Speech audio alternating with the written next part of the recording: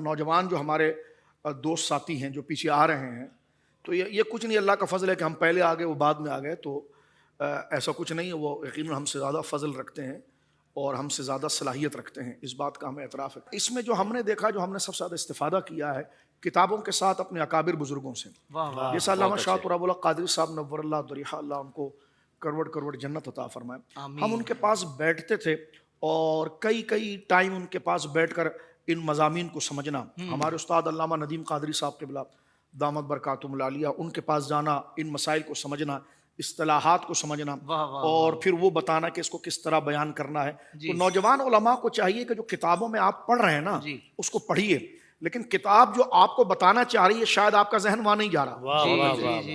اور مصنف جو آپ کو سمجھانا چاہ رہا ہے، کیونکہ آپ ایک محدود پیرائے میں اس عبارت کو پڑھ رہے ہیں، لیکن اس سے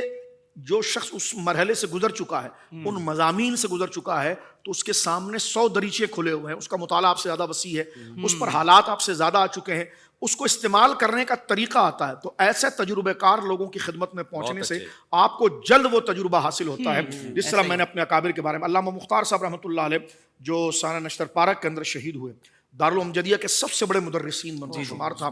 اور یہ ہمارے لیے شرف ہے کہ ہم نے ان سے پڑھا، جامع ترمذی شریف پڑھی، ان سے شرح تہذیب پڑھی، ان سے مبزی پڑھی، ہدایت الحکمت پڑھی، ان سے قطبی پڑھی، یہ تمام منطق معقولات اور منقولات ہم نے ان سے پڑھی ہے۔ تو ان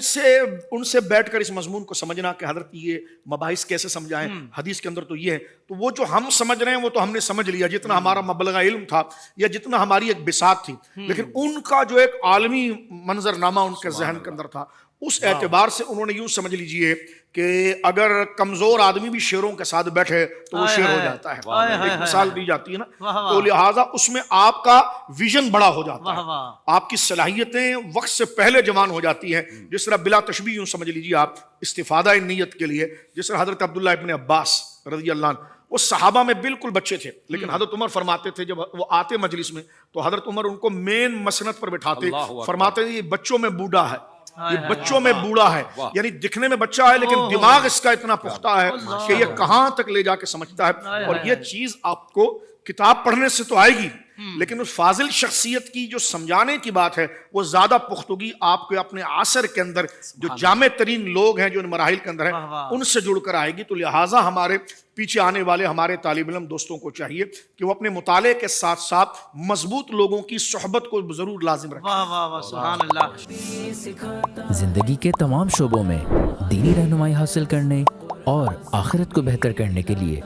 ہمارے YouTube channel Islamic digital studio کو سبسکرائب کر لیں اور بیل آئیکن بھی پریس کر لیں۔ قرآن سے بھی ملاتا ہے